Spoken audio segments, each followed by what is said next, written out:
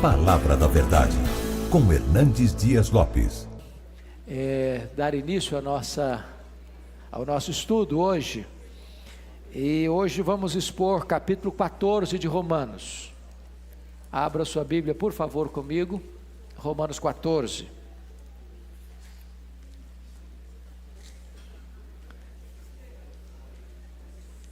Romanos capítulo 14.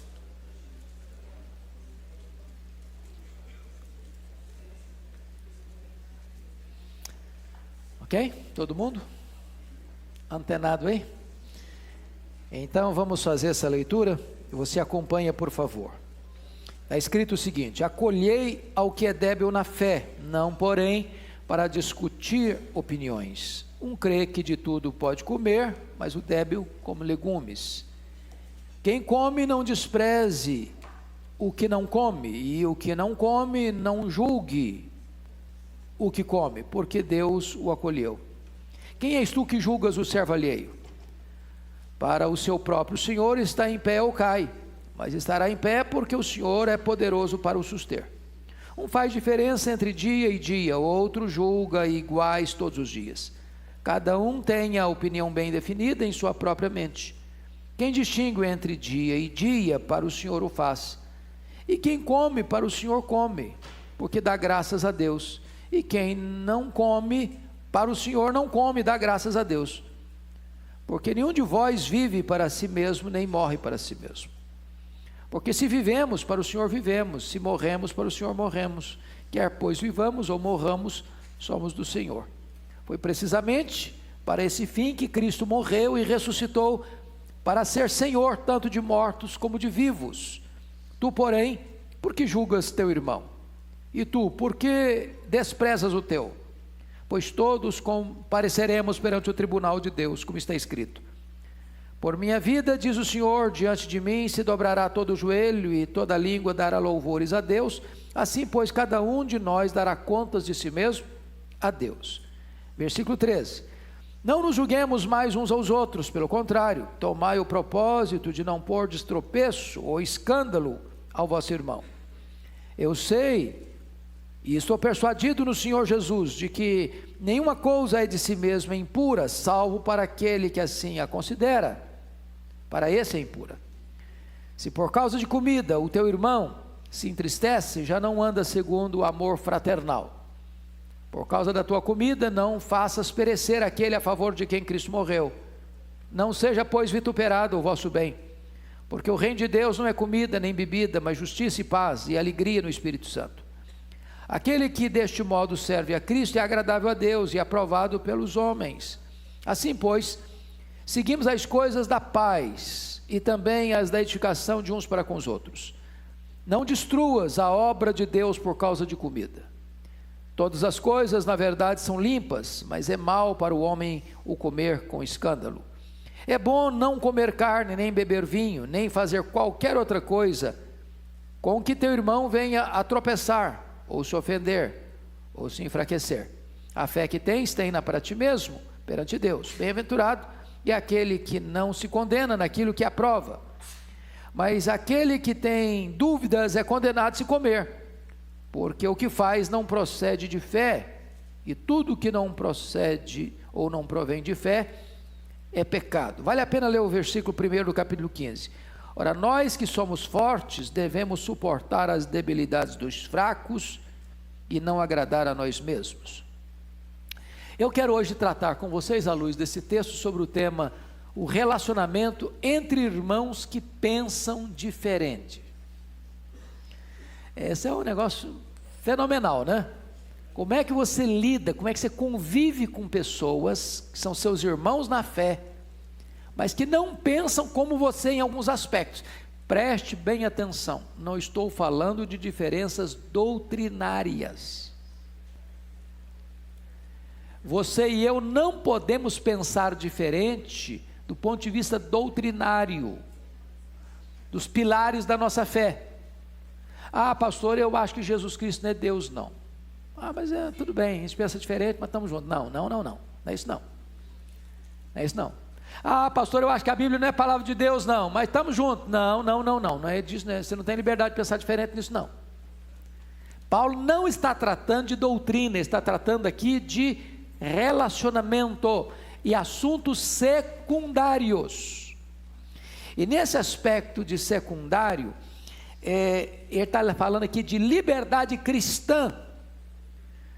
Ou seja, com respeito à liberdade cristã, nós temos que fazer algumas distinções.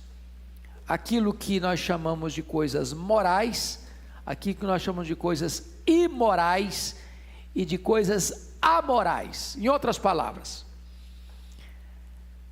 tem coisa que é certa, essencialmente certa, não importa o tempo. No passado, no presente e no futuro vai ser certo. Por exemplo, se amar seu próximo. Nunca foi errado, não é errado, jamais será errado. Tem coisa que é imoral qualquer época da vida, qualquer tempo, né? Por exemplo, a prostituição, a mentira, o roubo, a maldade. Foi errado ontem, é errado hoje, vai ser errado amanhã. Mas tem coisa que depende do contexto, depende do lugar. Pode ser certo, pode ser errado. É o contexto aqui que ele vai trabalhar de dieta, comida, come ou não come, ou de dias sagrados, guarda ou não guarda, observa ou não observa. Então, ele divide a igreja, Paulo, naquilo que ele chama de crentes fracos e crentes fortes. O crente forte é aquele que compreendeu melhor o cristianismo, a fé cristã, e não fica preso a determinadas peias de hábitos, de costumes, não põe essas regrinhas de cardápio, não, isso eu não posso comer, não, aqui não posso comer, não, isso aqui não pode comer, isso aqui não deve comer, se comer isso aqui é pecado, se deixar de comer também é pecado, se eu guardo esse dia eu estou pecando, se eu não guardo eu estou pecando. Essas coisinhas, esses detalhes, algumas pessoas venceram isso. Eles chamam de crentes fortes. O crente fraco é aquele que ainda está preso a essas práticas, esses hábitos, esses costumes. Não pode comer, não pode beber, não pode guardar esse dia ou não guardar aquele outro dia. E ele fica melindrado se você come, se você bebe, se você guarda ou não guarda determinado dia. Então, quais eram os dois pecados básicos que estavam acontecendo aí? Primeiro, os crentes fracos julgavam os crentes fortes. Você está comendo isso? Você não é crente então. Aí julga. Qual era o pecado do crente forte? Coitado, crente imaturo, bebê na fé. Aí julgava o outro, desprezava o outro. Um peca porque julga, o outro peca porque despreza. Então vamos dar uma olhadinha, que nesses aspectos da liberdade cristã, nós temos que ter alguns cuidados. Olha aí comigo capítulo 14, versículo 15. Se por causa de comida o teu irmão se entristece, já não anda segundo o amor fraternal. Por causa da tua comida, não faça perecer aquele a favor de quem Cristo morreu. Então, se você é um crente forte, não posso comer de tudo, mas você está lá convivendo com um irmãozinho fraco na fé, que não, isso aqui não pode comer. Por exemplo, você comeu uma galinha a molho pardo, tem muita gente que fica escandalizada, pode comer sangue. E aí, se você é um crente que pode comer galinha por molho pardo, pode comer. Mas se você está perto de um crente fraco que ele acha que é pecado comer, e você come só para afrontá-lo, você está pecando, você está ofendendo o seu irmão. Então, você não pode ser governado por esse espírito de querer desprezar o outro, porque ele não tem a compreensão que você tem, tá? Olha o versículo 21.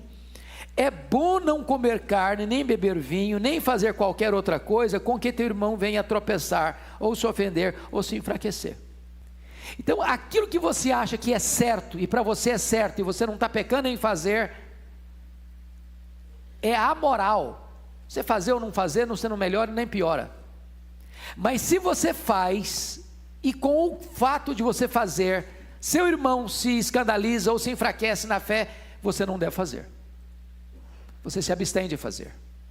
Porque se você faz, você está sendo motivo de tropeço para o seu irmão fraco na fé.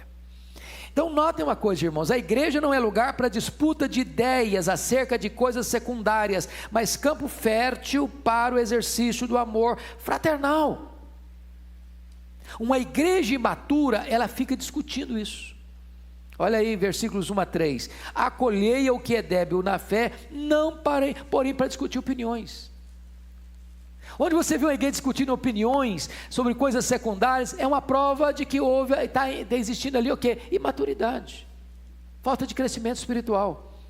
Olha o versículo 2, um crê que de tudo pode comer, mas o débil come legumes. Não é que está dizendo que o crente vegetariano é imaturo na fé não, viu gente? Então eu não estou dizendo que você tem que ir para a churrascaria todo dia não. O ponto é o seguinte, o que está por trás disso? O que está por trás disso é que naquela época, os crentes convertidos vinham do paganismo.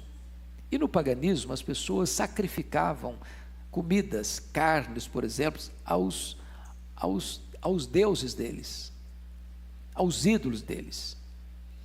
E aí o que acontece? Alguns crentes achavam que em virtude disso, você não devia nem comer carne, para não correr o risco de comer uma comida sacrificada a ídolos. Então você se abstinha completamente de comer carne, para não correr o risco de porventura, essa carne eu comi, era sacrificada ao que, pronto, aí pequei. Então só comiam legumes, para não correr esse risco. Então ele está dizendo o seguinte, um crê que de tudo pode comer, mas o débil come legumes. Agora, olha o princípio no verso 3, quem come não despreze o que não come. Então você acha que pode comer galinha molho pardo, ir lá na Bahia comer um acarajé?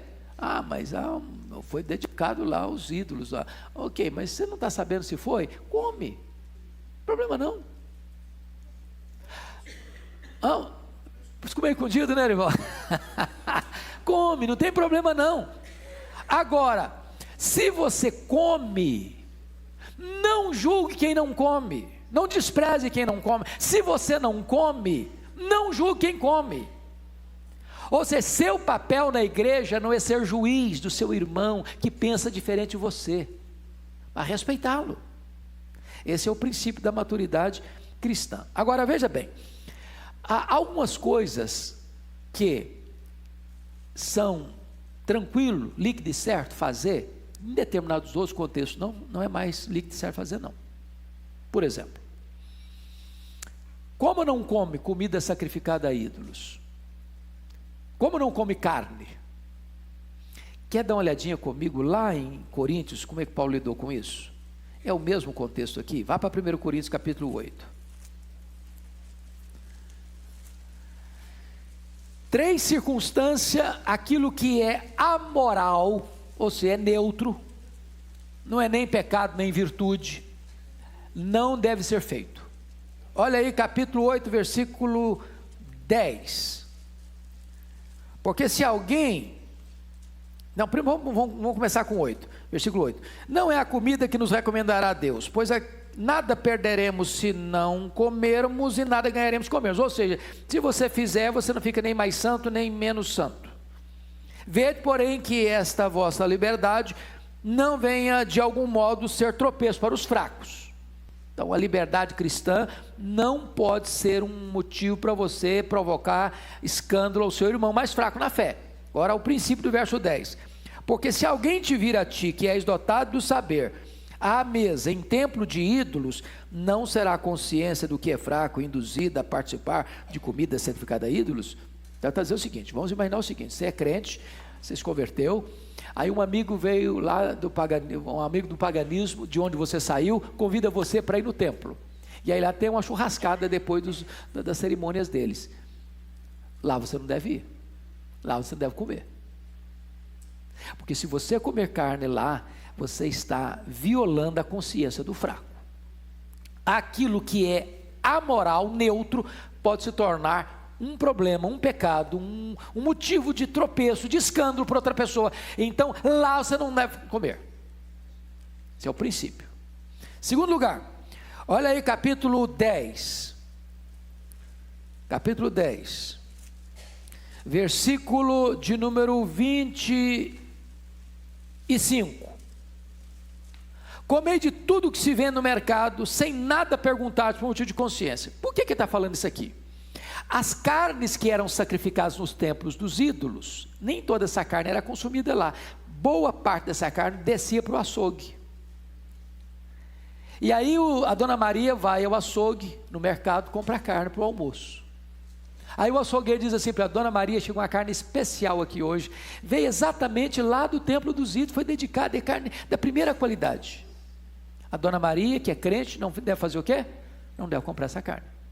Se ela não sabe, mesmo que a carne tenha sido sacrificada aos ídolos, ela pode comprar, pode levar, pode fazer um bife acebolado e comer sem drama de consciência, não tem pecado nenhum nisso.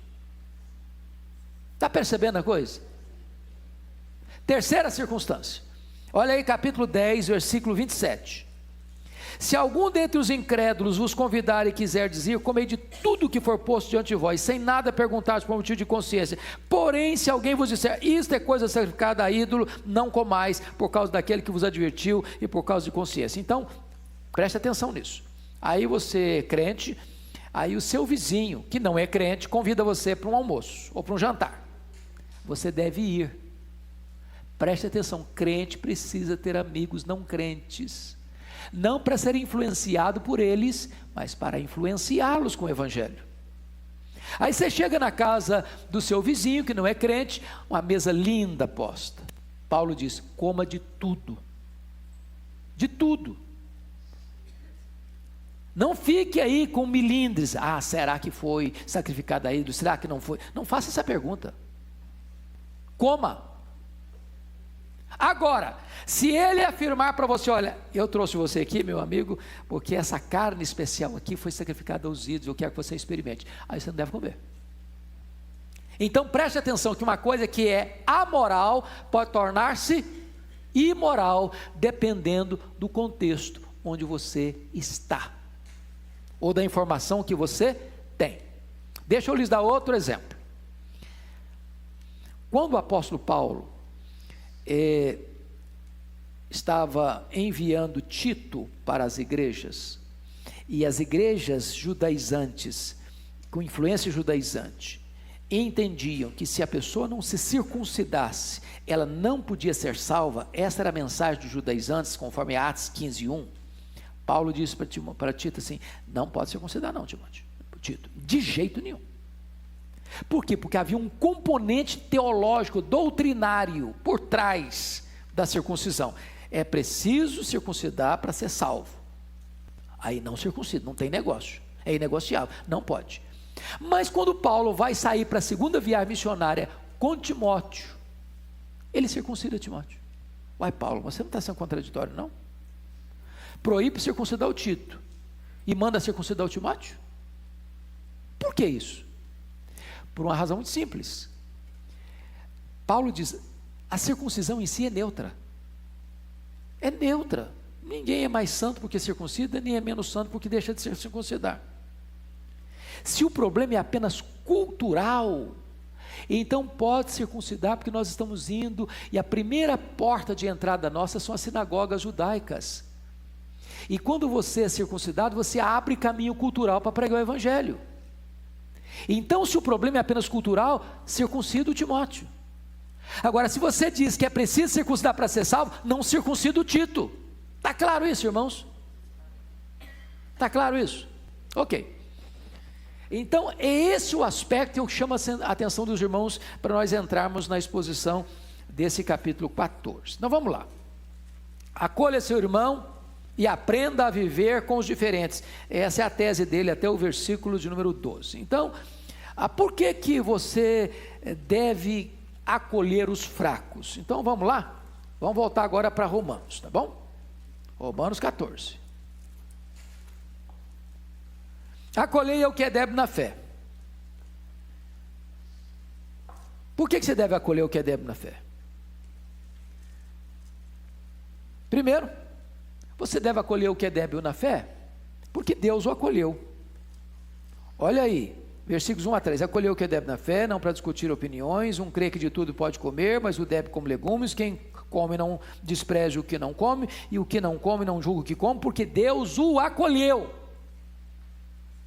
Então você não pode viver um cristianismo cheio de legalismos, de regrinhas, e dizer o seguinte: não, você faz isso, então você não pode ser crente, você não é da igreja, você não pode ser membro da igreja, você não pode ter comunhão conosco. Não faça isso. Sabe por quê? Porque o irmão que é débil na fé foi acolhido por Deus, aquele irmão que é forte na fé foi acolhido por Deus. O que traz comunhão e o que faz alguém pertencer à igreja é se ele foi acolhido por Deus. Se Deus acolheu, quem é você para não acolher? Se Deus aceitou, quem é você para rejeitar? Pois não, pastor João. Boa pergunta. O falso crente tem duas características. Primeiro, o falso crente é aquele que não crê nas verdades essenciais da fé cristã. Então, é um herege. O que nós fazemos de distinção, irmão, entre seita e igrejas, uma igreja evangélica? Seitas são aqueles grupos religiosos que não têm as doutrinas essenciais do cristianismo. Por exemplo, a Bíblia é a única regra de fé e prática. Há um único Deus, Pai, Filho e Espírito Santo. Só existe um Salvador, Jesus Cristo. Só existe um caminho para Deus, é Jesus Cristo. Não há salvação a não ser que você se arrependa e creia em Jesus. Você que creu no Senhor Jesus, você tem a vida eterna. Você, depois que morre, vai ser ressuscitado, e tem dois destinos, céu e inferno. Se você não crê nessas verdades essenciais, você não pode ser um cristão. Então aceita. Ou uma pessoa é um falso cristão quando ele professa esta fé verdadeira de boca, mas a vida dele não foi transformada. Então ele fala uma coisa e vive outra. Ele nunca foi convertido. Ele faz parte do rol de membros da igreja, mas o nome dele não está escrito no livro da vida. Isso é um crente falso. Agora, o que é um crente débil na fé? É um crente que ele crê nas verdades essenciais, ele é convertido, mas ele é limitado no seu entendimento, no seu conhecimento, na sua compreensão da liberdade cristã. Ele se restringe de coisas que ele pode fazer e não faz, porque ele tem deficiência no entendimento. Então deixa eu dizer uma coisa aqui para os irmãos.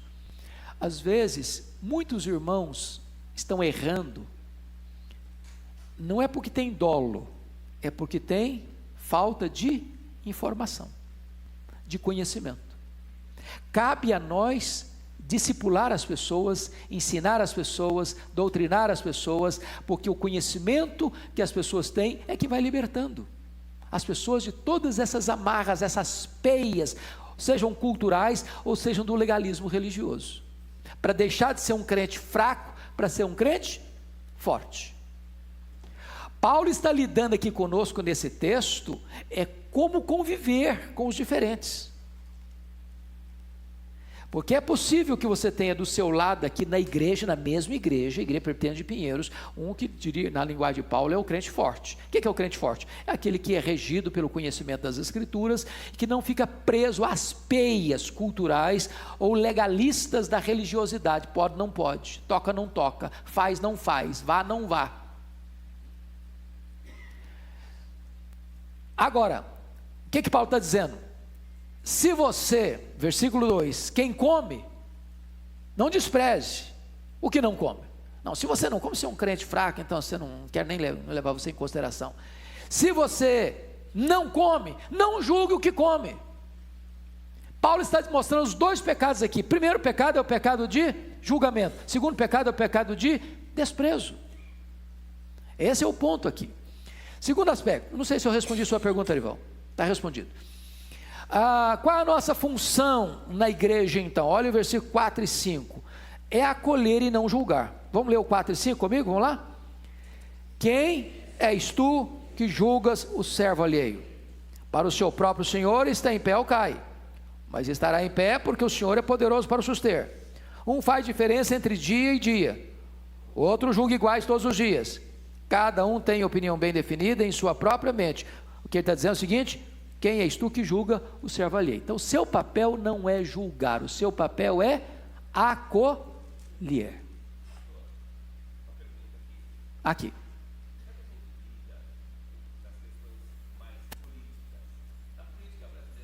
Por exemplo,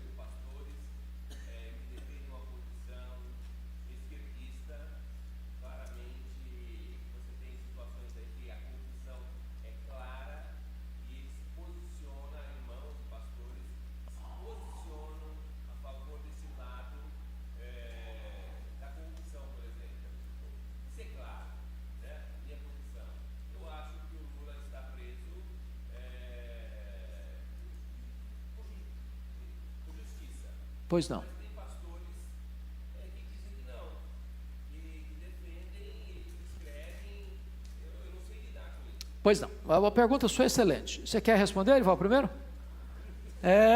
Eu quero jogar a bola para ele. Quero jogar o homem na fornalha, ele não quer. A culpa é dele. Muito bem, muito bem. Vamos pegar um ponto inicial no próprio grupo apostólico, né? Jesus tinha no seu grupo apostólico 12 homens. Você tinha um Mateus, que era um coletor de impostos, que era um publicano, diríamos hoje de extrema direita, era uma espécie de colaboracionista com Roma, porque ele era uma espécie de empregado de Roma e acabava explorando o povo. E você tinha também no grupo apostólico Simão Zelote, que diríamos hoje uma extrema esquerda da época, que defendia até mesmo pegarem armas para resistir ao poder de Roma. O cristianismo é maravilhoso, porque o cristianismo, ele quebra as fronteiras ideológicas. É claro que não estou querendo afirmar com isso que Mateus continua sendo um homem de extrema direita, ou que o Zelote continua sendo um camarada de extrema esquerda, mesmo sendo um apóstolo. O que eu estou dizendo é que o cristianismo arrebanha gente de todas as ideologias e transforma essas pessoas. Agora, nós precisamos ter a nossa consciência esclarecida pela palavra de Deus. O que é errado, seja no presidente da república, seja no João da Silva, Zé da Silva, que mora no lugar mais simplesinho. Pegando o Zé da Silva, que é o nome mais comum da cultura brasileira, tá?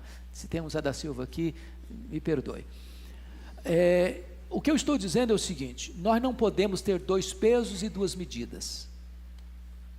Se a nossa ideologia nos leva a fazer vistas grossas ao erro, seja no presidente, seja no senador, seja no governador, seja no deputado, seja no vereador, seja no prefeito, seja no nosso partido de predileção, e nós não enxergamos mais a luz da verdade e da justiça, essa ideologia, ela é muito nociva para nós.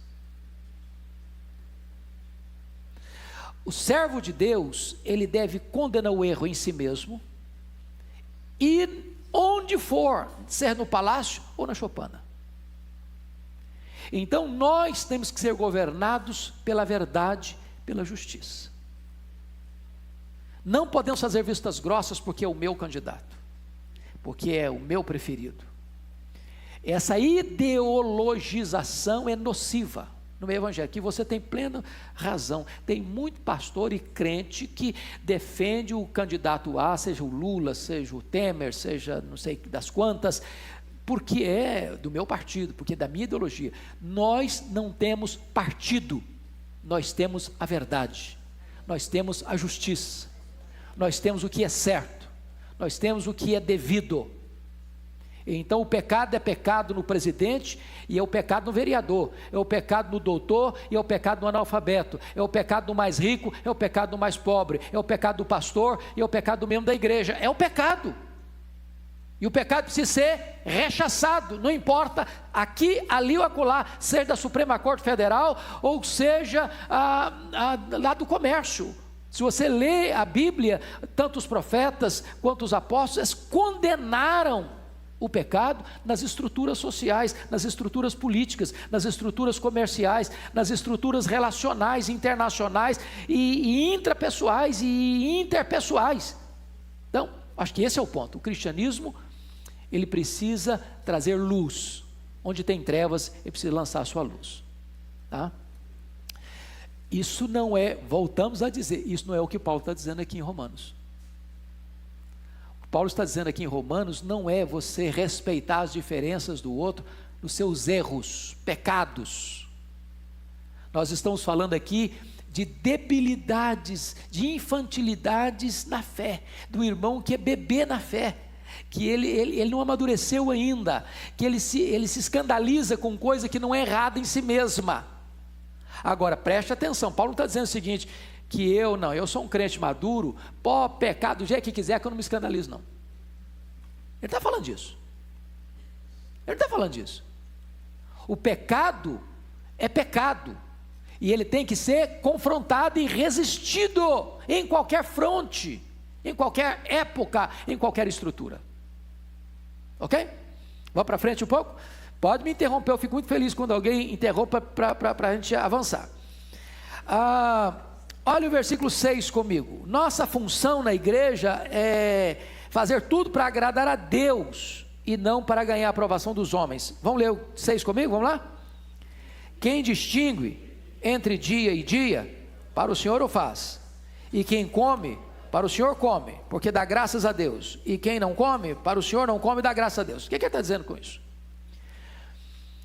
Vamos imaginar o seguinte, eu acho que eu posso comer carne, mesmo tendo a possibilidade dessa carne, não sei de onde vem essa carne, lembra da época de uma paranoia que houve aí, você não pode, carne louca ainda é outra coisa, por exemplo, não vou tomar Coca-Cola porque o dono da Coca-Cola é satanista, lembra disso?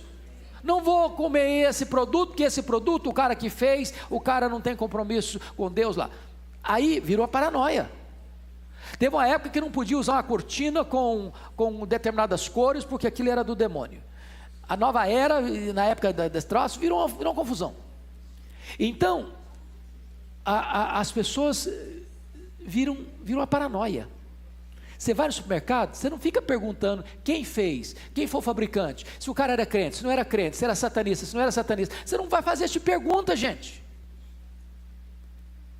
Agora, se você vai lá e compra e come, você come, porque você dá graças a Deus, eu estou comendo. Mas o camarada que é fraco na fé, ele não tem essa consciência, então ele não compra mesmo, não vou comprar porque o camarada que fabricou não é crente, porque não sei o quê, e ele não come, porque ele dá graças a Deus que não come, então está tudo bem, ué. Se você tem essa consciência desse jeito, você não come, você dá graças a Deus que não come, o outro come, dá graças a Deus que come, então está certo. Seu propósito qual é? É agradar a Deus.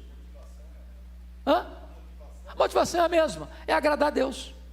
Pronto, não está resolvido o assunto, diz o apóstolo Paulo.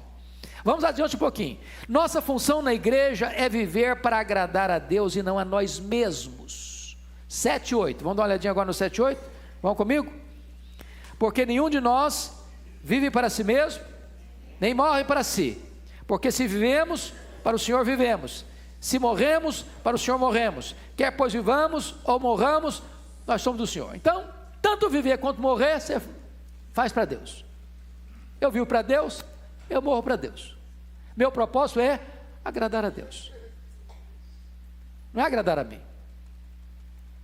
O grande problema que Paulo está tirando aqui é o chamado egoísmo. Eu vivo para mim, tudo tem que viver em função de mim, tudo tem que agradar a mim, tudo tem que estar de acordo com a minha visão, com a minha ótica, com a minha perspectiva, com o meu gosto, com a minha preferência, com a minha opinião. Não, aí você está transformando o cristianismo numa ilha para você. Você vive para Deus, você morre para Deus, você vive para agradar a Deus, não para agradar você mesmo. Esse é o princípio que Paulo está lidando aqui com a questão da liberdade cristã. Vamos adiante no versículo 9. Nossa função na igreja é vivermos debaixo do senhorio de Cristo. Pode ler o 9 comigo? Vamos lá? Foi precisamente para esse fim que Cristo morreu e ressuscitou, para ser Senhor tanto de mortos como de vivos. Então ele é Senhor e acabou, quem manda é Ele, eu preciso como um crente, estar debaixo do senhorio de Cristo, não tem dois senhores, eu e o Senhor Jesus. É Ele quem manda, Ele quem governa a minha vida. Então, vamos agora a um outro aspecto. Por que que eu devo acolher? Porque os crentes fracos e fortes são irmãos uns dos outros. Olha o versículo 10, parte A. Tu, porém, porque julgas teu irmão. Então, preste bem atenção nisso. Volto a dizer, não pense que os fracos aqui são aqueles que toleram heresias. Nós não estamos falando de heresia. Nós estamos falando de liberdade cristã, de coisa que em si não é pecado. Um acha que pode fazer, outro acha que não pode fazer. O que acha que pode fazer, porque não é pecado, eu chamo de crente forte. O que acha que não pode fazer, apesar de não ser essencialmente pecado, eu chamo de crente fraco. Qual o papel seu? Não é julgar um ao outro, não é desprezar um ao outro. Por quê? Porque nós somos o quê? Irmãos. Agora, se alguém não professa Jesus Cristo como Senhor, esse alguém não é o quê? Irmão. Ele não está falando aqui de diferenças doutrinárias, ele está falando aqui de diferentes opiniões em coisas secundárias. Está claro isso, irmãos? Pois não, querido?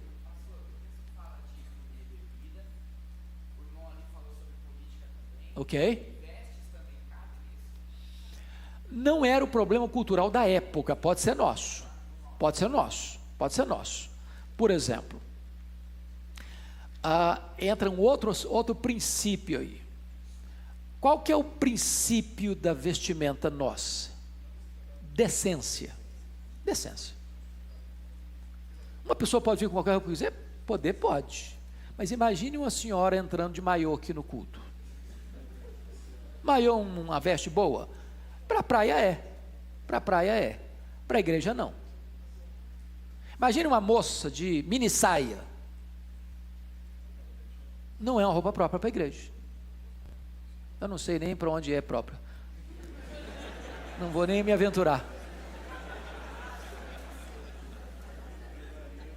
Agora imagine que eu sou brasileiro, entro aqui de um roupão igual se eu fosse um oriental lá, com um turbante na cabeça. Estou bem vestido, mas estou fora do lugar. Não é a minha cultura. Vou chamar a atenção. Você está chamando a atenção para você e não para o Senhor. Então, quem come para o Senhor come, quem bebe para o Senhor bebe, quem veste para o Senhor veste. Então, cada um de nós devia se olhar no espelho antes de ir para a igreja, para ver se eu estou adequado. Né? Ver se eu estou adequado, se eu não estou chamando atenção para mim mesmo. Em vez de trazer glória para o nome do meu Senhor. Tá? Acho que é o mesmo princípio, filho. Tá? Vamos dar uma olhadinha agora. Por que nós devemos acolher uns aos outros? Mais do que nós somos irmãos, todos nós seremos julgados no tribunal de Deus. Olha aí o capítulo 14, versículo 10b até o 12. E tu porque desprezas o teu? Pois todos compareceremos perante o tribunal de Deus. Vai lá para o versículo 12. Assim, pois, cada um de nós dará conta de si mesmo a Deus. Então, se eu me assento na cadeira do juiz para julgar o meu irmão, eu estou me esquecendo de uma coisa. Eu vou ser julgado. Eu não sou juiz aqui. Eu vou ter que comparecer, o meu irmão também. Então, em vez de eu ficar julgando o meu irmão, eu preciso entender que eu vou passar pelo crivo do julgamento.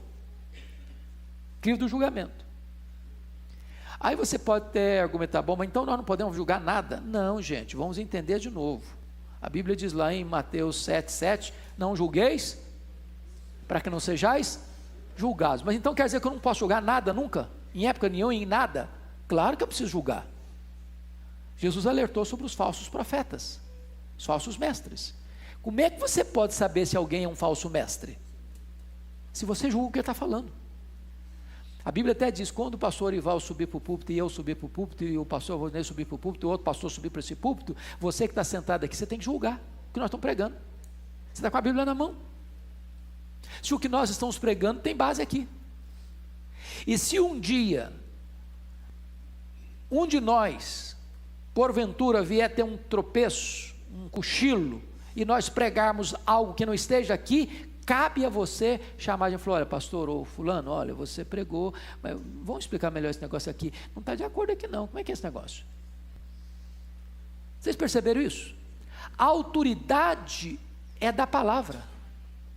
Autoridade da palavra. Eu e Arival e todos os pastores somos servos da palavra. Então preste atenção que quando a Bíblia diz não julgar, não está falando que você não possa ter discernimento do que é certo e do que é errado. Então vale tudo, passa tudo, então não fala nada, a igreja é um grande guarda-chuva que acolhe qualquer pessoa. Não, nós não somos uma igreja inclusivista e universalista. Na igreja de Deus, tá, Apocalipse 21, tem porta aberta para todo lado, tem porta para todos, mas não tem porta para tudo. O pecado não pode entrar, o que é errado não pode entrar. Está percebendo isso? Está claro isso? Ok. Pois não, pastor?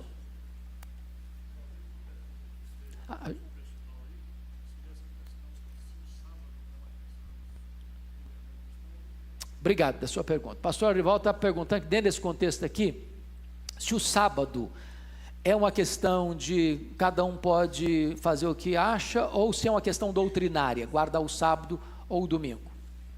A pergunta é uma pergunta excelente, né? Eu não sei se a resposta eu não sei se a resposta vai ser excelente, mas a pergunta é boa, né? Você está aqui para me ajudar, você é um cara abençoado. Esse Arival é coisa de gente boa, viu? Depois ele me paga um café. Depois ele me ajuda, ele me paga um cafezinho. Um almoço, que é melhor ainda.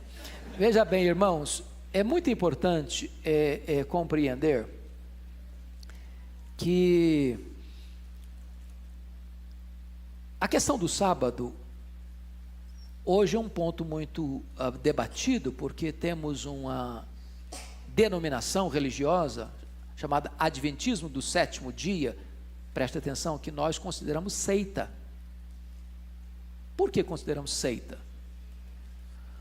Porque 4 doutrinas essenciais da fé cristã são negadas por essa denominação. Primeiro, por que tem o nome Adventismo do Sétimo Dia? Primeiro, por causa da palavra advento, segunda vinda, que eles marcaram a segunda vinda. Não veio a primeira, marcou a segunda, não veio a segunda, marcou a terceira, não veio também. Não, nós erramos na data, nós erramos no local, não na data. Ele veio sim, mas entrou no santuário celeste.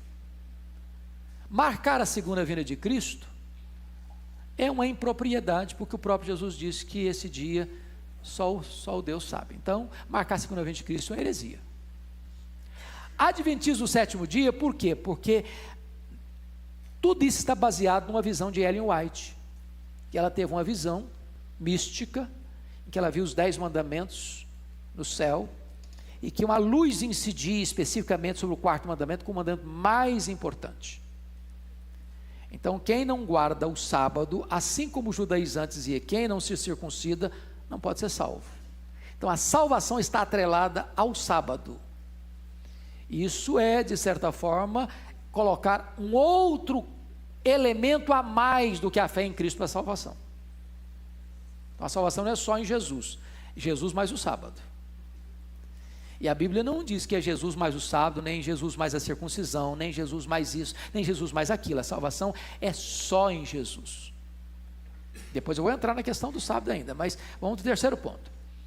O terceiro ponto é que também, ao mostrar que Jesus veio para o santuário celeste para fazer a expiação, está se negando a expiação plena, completa e cabal da cruz. A doutrina da expiação é a doutrina essencial da fé cristã. Quarto lugar, quarta doutrina essencial: o adventismo nega as penalidades eternas. O adventista diz que não tem inferno.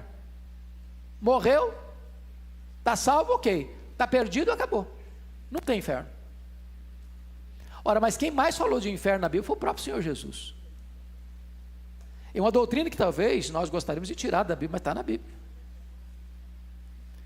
Então, É por isso que a igreja evangélica, historicamente, não entende que o adventismo seja uma igreja evangélica, mas uma seita. A questão do sábado, veja bem, precisamos entender o que é princípio e o que é cultural. O que é princípio? Princípio é que Deus ordenou ao homem trabalhar 6 dias e descansar. A palavra sábado significa o quê? Descanso. Descanso. Notem que, à luz do próprio Antigo Testamento, o dia sábado era uma lei cerimonial e não moral. Por exemplo, você pode aceitar que Deus em algum momento diga assim: eu odeio algo que é moral? Eu odeio que você não tenha outro Deus. Eu odeio que você não seja um idólatra. Eu odeio que você não tome meu nome em vão. Eu odeio que você honre seu pai e sua mãe. Eu odeio que você não mate. Eu odeio que você não adultere. Eu odeio que você não furte. Eu odeio que você não fale mal testemunho, não faça falso testemunho. Eu odeio que você não cobiça. Não tem lógica. Mas diz em Isaías 1, Deus diz: eu odeio os vossos sábados. O aspecto ali é que os judeus foram, ao longo do tempo, transformando o sábado numa espécie de ídolo deles. E quando Jesus veio, vocês se lembram disso? Jesus Cristo foi, de certa forma, um quebrador do sábado judaico. Porque, além dos aspectos todos, eles criaram uma série de regrinhas para guardar o sábado. Jesus quebrou todas essas regras. Mas você pode argumentar assim: bom, mas Jesus ia nas sinagogas, e Paulo também. É claro, é claro. Quando Paulo ia nas sinagogas, porque as sinagogas, quem frequentava as sinagogas? Os judeus. Que judeus? Judeus não convertidos. Paulo ia na sinagoga porque ali era o primeiro ponto de contato para pregar o evangelho, porque aqueles judeus já acreditavam no Velho Testamento. Cabia a Paulo mostrar pelas profecias que aquele Messias que eles aguardavam era o Jesus de Nazaré. Então ele ia na sinagoga. Mas no momento em que aquele judeu ou um gentio era convertido a Cristo e entrava para a igreja cristã observava qual dia da semana para o seu culto, para celebrar a ceia. O domingo.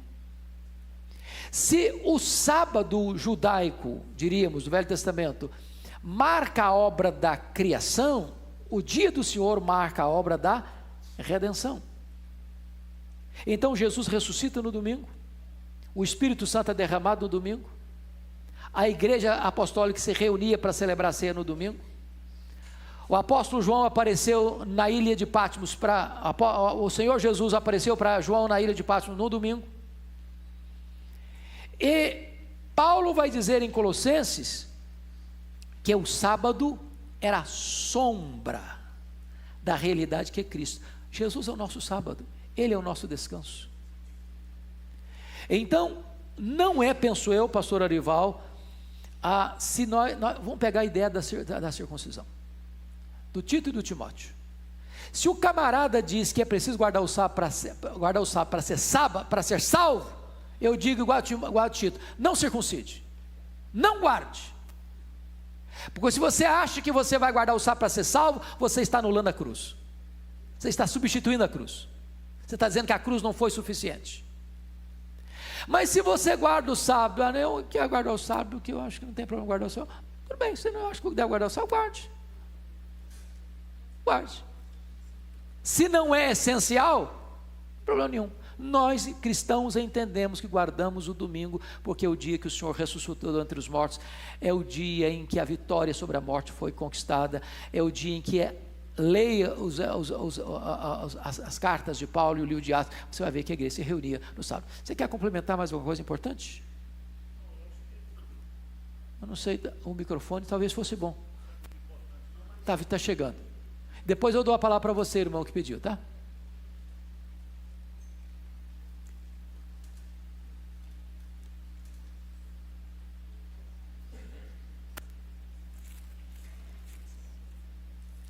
Pois não, pastor Arival.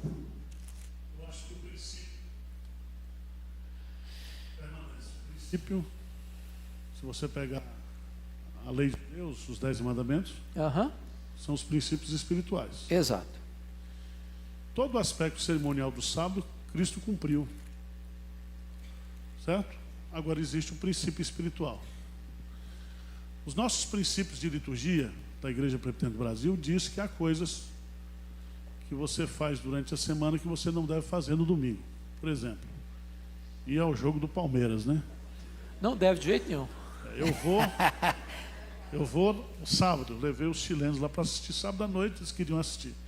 Agora, quando eu, como cristão, deixo de vir para a igreja no domingo para assistir um jogo de futebol, aí os nossos princípios de fé tá dizendo que é errado. Exato. Você está quebrando o dia do descanso, o dia do Senhor. Descanso. É o princípio espiritual. O princípio espiritual diz que Deus, ele é Senhor do meu tempo. Do meu tempo. Por isso que a gente usa na igreja presbiteriana essa ideia que domingo é o dia do Senhor. Os outros não são? São do Senhor. Mas esse é o dia que eu deixo tudo, todas as minhas atividades, e vou cuidar da minha vida, o quê? Espiritual. Só isso que eu entendo. Agora, cada um usa a liberdade que tem, né? A Bíblia diz que a gente não deve usar a liberdade para pecar. A gente deve usar a liberdade para buscar o quê? A santificação, né? É só isso, pastor. Não sei se ajudou, piorou. Ajudou muito. Você é universitário, você é que dá as respostas. Eu estou aqui.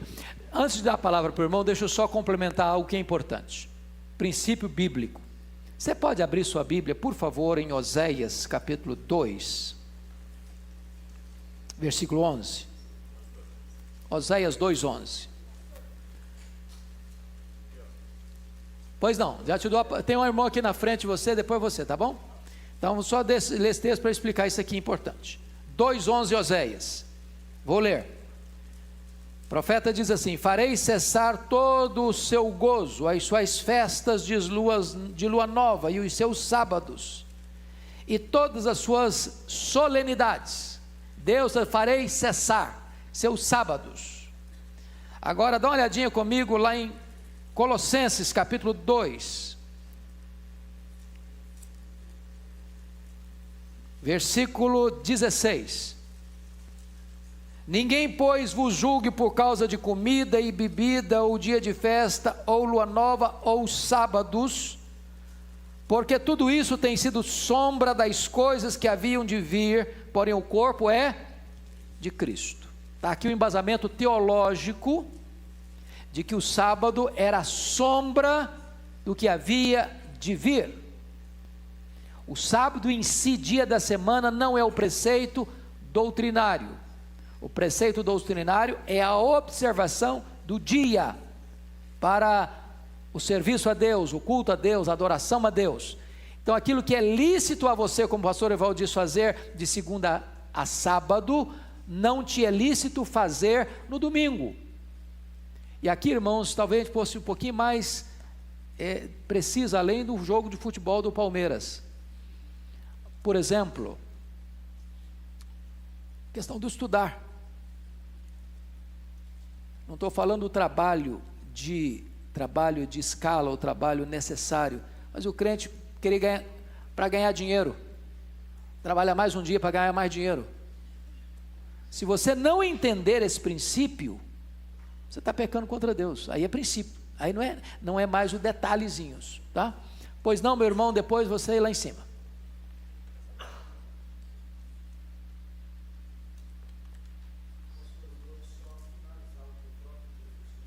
Sim. Eu sou maior que o sábado. Eu achei que aí já define. Eu sou maior que o sábado. O Senhor Jesus, ele veio em termos de cumprimento, de plenitude dessa questão, porque ele é o nosso descanso. Aliás, Hebreus 4:9 diz que resta para o povo de Deus um descanso, e a palavra lá é sábado. Então a ideia de sábado é desse descanso que Jesus veio trazer, né? Vinde a mim todos vós que estáis cansados e sobrecarregados, e eu vos aliviarei, né? Tomai sobre vós o meu jugo e aprendei de mim, porque sou manso e humilde de coração, e achareis descanso para a vossa alma. E esse descanso é um descanso também eterno. Existe um sábado para nós, é um descanso eterno que nós temos em Cristo. Pois não, lá em cima. Obrigado. Bom dia. Bom dia.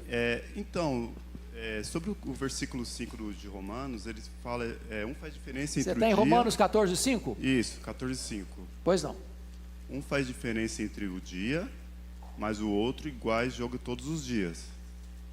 Cada um esteja inteiramente seguro em seu próprio ânimo. Aí no 6.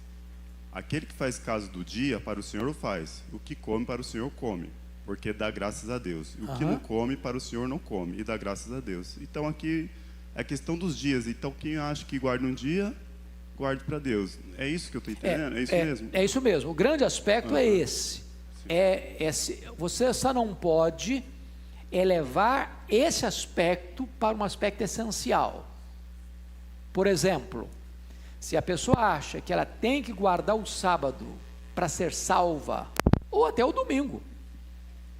Eu acho que se eu não guardar o domingo, eu não sou salvo, ou seja, eu agrego mais alguma coisa à obra de Cristo para a salvação, aí está errado.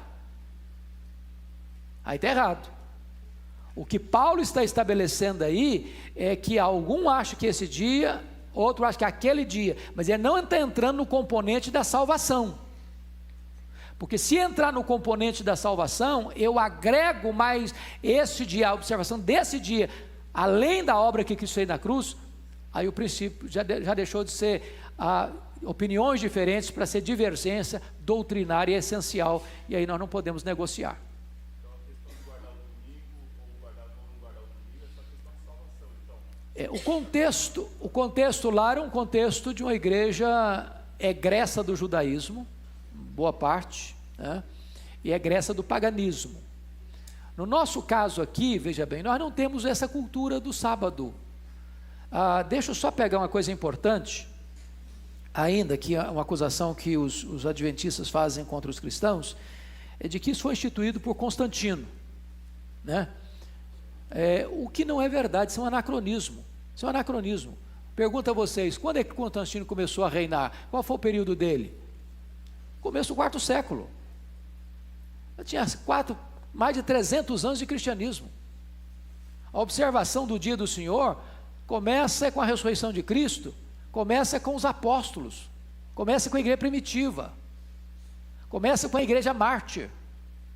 Então, se Constantino referenda o domingo, é óbvio, a igreja não tem poder de criar leis para o Estado. Quem cria leis para o Estado é o Estado. Então Constantino apenas referenda legalmente aquilo que era prática da igreja cristã. Então afirmar que os cristãos começaram a guardar o domingo depois de Constantino, que foi Constantino que instituiu isso, é um anacronismo, é uma falta de conhecimento histórico, gritante. Então não podemos afirmar isso. Ok? Podemos ir adiante? Então vamos lá. Deixa eu só ficar, nós temos mais 10 minutos. Versículo 13, dá uma olhadinha aí. Versículo 13: pare de julgar seu irmão e tenha o propósito de não colocar tropeço no seu caminho. Pode ler comigo 13, vamos juntos? Não nos julguemos mais uns aos outros. Pelo contrário, tomai o propósito de não pôr de tropeço ou escândalo a vosso irmão. Ou seja, em vez de eu ficar julgando o meu irmão, porque ele pensa diferente de mim nas coisas secundárias, eu devo parar de julgá-lo e não colocar tropeço no caminho dele para ele cair. Segundo ponto, olha aí comigo, versículo 14: saiba que a impureza não está nas coisas exteriores, mas no interior, ou seja, no coração. Esse 14 merece uma análise, e eu vou parar por aqui no 14, na outra aula a gente segue. Vamos pegar o 14 todos juntos lendo? Vamos lá? Eu sei e estou persuadido no Senhor Jesus, de que nenhuma coisa é de si mesmo impura, salvo para aquele que assim a considera, para esse é impura. Vamos entender o que ele está dizendo. Nenhuma coisa aqui não é nenhuma coisa não.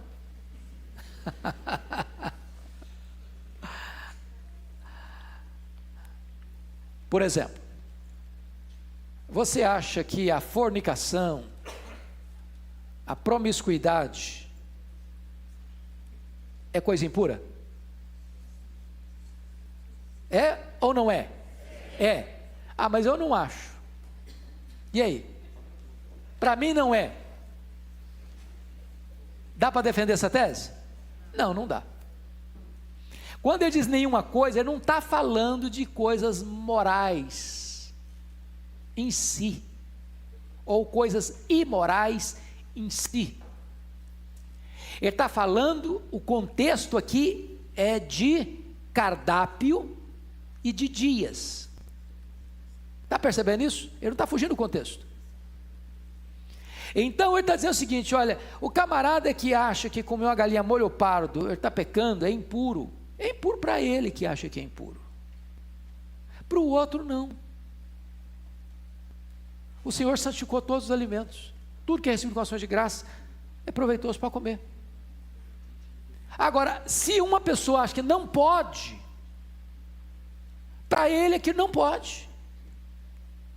E se ele comer achando que não pode, ele peca. Então, para ele é impuro, ele se abstém. Mas aquilo não é impuro para aquele que entende que não é impuro, e pode comer e não peca.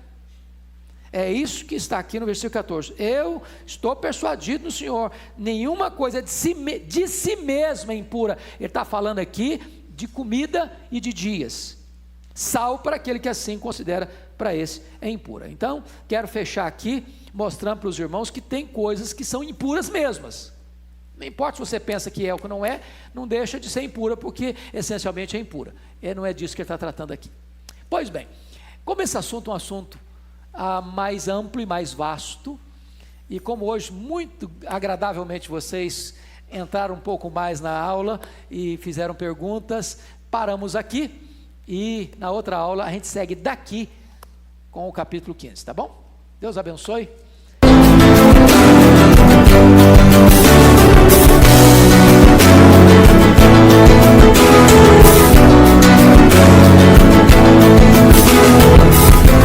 Palavra da Verdade, com Hernandes Dias Lopes.